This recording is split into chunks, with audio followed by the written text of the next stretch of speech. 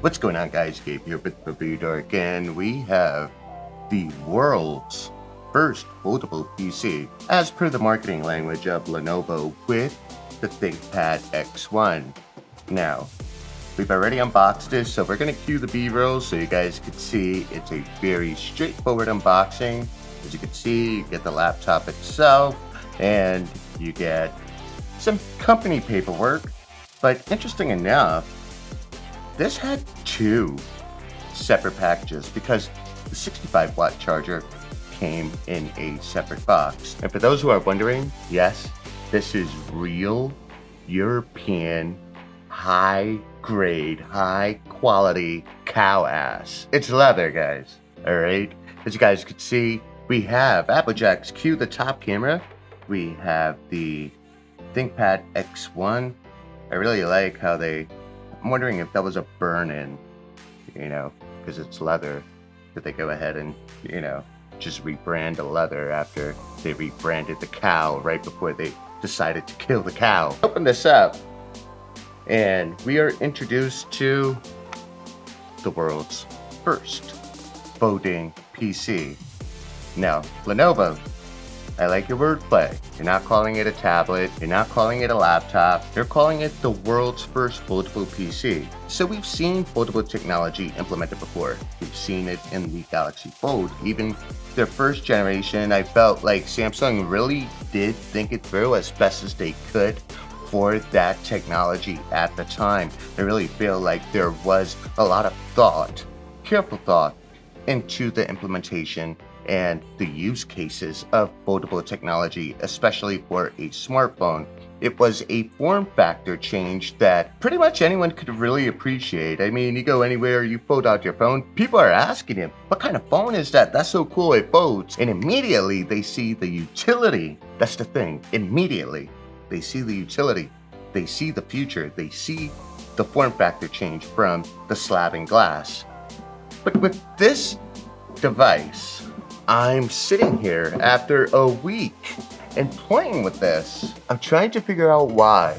We have a Core i5 processor on here. We have 8 gigs of RAM, clocked at 4200 megahertz. And so fast RAM, we got a decent CPU. It's soldered, and I don't know if that's a deal breaker, but I don't know if you guys have noticed, you can't open this. I don't think it's user serviceable.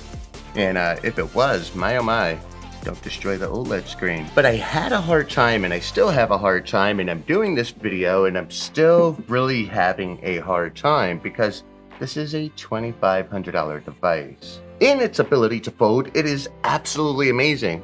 But once you get past that gimmick, the question is, do I need it? Do I want it? $2,500 can get you a killer desktop setup. It can get you a MacBook Pro. It can get you a top-of-the-line video editing machine. They don't fold, but you still get to use it.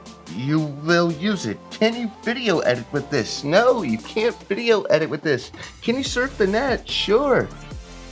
Can you get the mod pen and use a pen on this? Absolutely. Can you get an external Bluetooth keyboard? Yes. Beyond the fold, beyond Lenovo's exercise of what the future may be. I'm trying to figure out use cases, and I was brainstorming with Applejacks, and Applejacks, I mean, off the top of your head, what do you feel would be a use case for something like this? Off the top of my head, I think about maybe media consumption on an airplane. Like, instead of using a phone, you have a giant screen to use. And then when you're done, you fold it and you pack it back into your bag. But other than that, I don't know. I'm not sure if this is a flex. Okay, so you went to a board meeting, you come in with your ThinkPad, you open it up, people are like, oh man, he means business. He must mean business. And then you're like, oh wait, damn it, I forgot my keyboard. Well, you don't really mean business. And then what do you say? Shouldn't this be a Zoom meeting? Anyways, I have a 5 megapixel front-facing camera. That's not gonna bail you out. Now, don't get me wrong, I love the tech. I think this is phenomenal. I loved it enough that I used my own money. Lenovo didn't send this to me, and I was that curious. Yes, I'm a tech whore. I'm an early adopter. But I do have buyer's remorse. $2,500 is a big chunk of change. It's a whole lot of change, a whole lot of money. It's the price you pay to be an early adopter. I'm trying to think about how I would review this, and we have a USB-C port on one end. We have another USB-C port down at the bottom. One of them can be used as a display port. As if that doesn't defeat the purpose, Applejacks. You're getting a 13-inch display. It's got an OLED display. It's got a 300-nit display. You're gonna get about 10 hours of battery life watching 1080p videos and limited use with Wi-Fi. But this is a 2K stream, and obviously you're gonna want to enjoy the likes of YouTube and I guess full immersion of 2K. The website says you can fit in your pocket. Bullshit! And this is heavy. It's 2.2 pounds. This thing is heavy. We have 4 mics here, so I'm not sure if 4 mics is overkill, but we also have 2 speakers. And with that, we have Dolby Atmos. Now, if anybody understands Dolby Atmos technology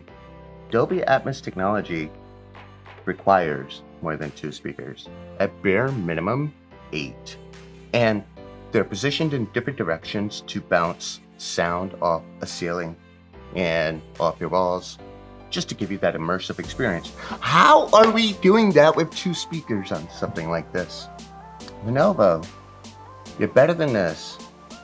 You guys make the most rigid laptops on earth. That was your claim to fame. That is your claim to fame. And people still love you.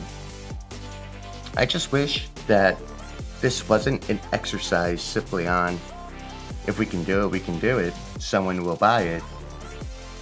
I wish it was more of an exercise of the technology's there.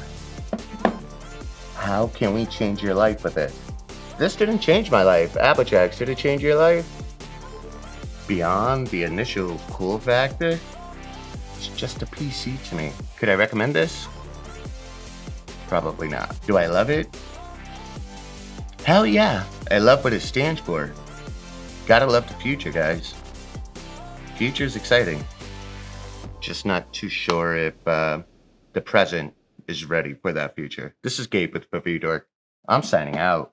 Peace.